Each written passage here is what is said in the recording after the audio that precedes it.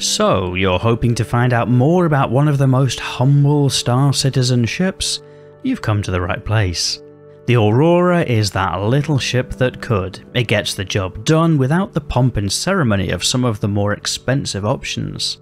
And yet, there are 5 options to choose from, so how do you narrow down that choice to the right Aurora for you? I'm Forrester, and this video will look to answer that question by comparing some of the differences between the Aurora models. My YouTube channel has lots of Star Citizen videos ranging from guides to reviews, so if this kind of video sounds interesting to you, you might like to press subscribe to be notified when new videos go live. It seems logical to start by explaining the huge similarities between the different models before giving a very brief overview of each of the variants and their intended purpose, as well as the key differentiators that make each model unique. And finally, to compare those key differentiators to help you figure out which Aurora is right for you. There are a lot of broad similarities across all of the different models. With the exception of missile hardpoints, all of the other hardpoints on the ships are identical, same number of shields, power plants, and all that changes is the equipment installed as a stock loadout. That means that the component upgrade path for most of the variants is the same. They're all more or less the same size and have a similar internal layout with the bed at the back and the pilot's chair at the front. They're all mostly similar in terms of speed too. There are some slight differences here which we'll get into for each model, but the differences in top speed and rotation speed are small, meaning all of these ships handle in a similar way. And for the most part, each ship carries 3 SCU of cargo storage, with the notable exception of the CL, which carries 6, and the MR, which currently doesn't carry any, although that might be a temporary bug. The first variant is the Aurora ES, or Essentials. This is the bare bones, basic, no frills starter ship. It is by far the cheapest of the Aurora lineup, and therefore it could be argued one of the best in terms of value for money. For the rest of this video, the Aurora ES will form the baseline for key comparisons. The price point is 124,100 Alpha UEC in-game, or $20 for a standalone ship. Obviously, adding a game package to that will increase the price point. The second variant is the Aurora CL, or Clipper. This is described as the light mercantile or trade variant of the Aurora, and whilst it sports double the cargo storage of the other variants, 6 SCU really isn't a huge amount at the moment, such that it would be difficult to turn a meaningful profit. The CL is also marginally the slowest variant with the lowest SCM and top speeds.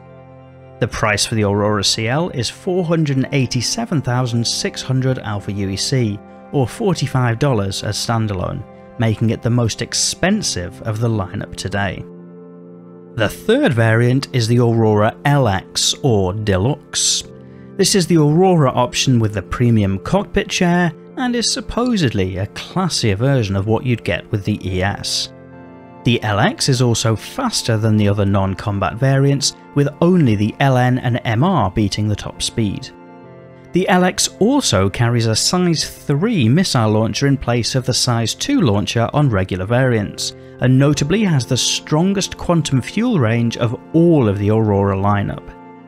The LX comes at a price of 245,500 Alpha UEC in-game, or $35 as standalone, although isn't always available for pledge. The fourth variant is the Aurora MR, or Mark. This combat-focused version is the most manoeuvrable, with marginally more degrees of rotation and translation, and the highest top speed of all of the Aurora variants. The MR will set you back 184,900 Alpha UEC in-game, or $30 for the standalone ship.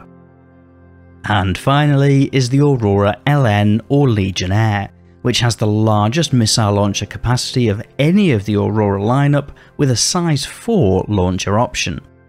It's also quicker than the base Aurora model and is designed to be the beefy combat variant of the lineup. The LN is set at a price point of 338,400 Alpha UEC in-game, or $40 in the store for a standalone ship.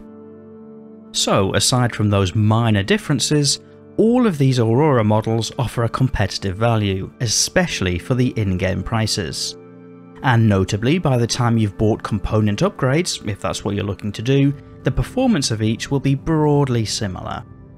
The variants do offer slight customizability towards a certain style of gameplay, like combat or trading, but the essence of the Aurora still remains as a versatile starter across all of the variants. There are also minor cosmetic differences between the variants, both inside and out, which might persuade you a certain way. If you're thinking about which is suited to you, I'd encourage you to consider if you have a leaning towards combat or trading, and to what extent the extra price might or might not be worthwhile. You might also like to pick up all 5 of the ships in-game, which can be done for just under 1.4 million Alpha UEC, which is not much more than the cost of a dedicated fighter. But what do you think? Do you have a preference? You can let me know in the comments. Please also share if you found this video helpful or not, perhaps also in the comments or by pressing that like button. Your feedback is really helpful in guiding me as to what videos to make next. And naturally, if this kind of thing appeals to you, you might like to press that subscribe button. It doesn't cost anything and will let you know as and when new videos go live. Otherwise, and as ever, thank you for watching.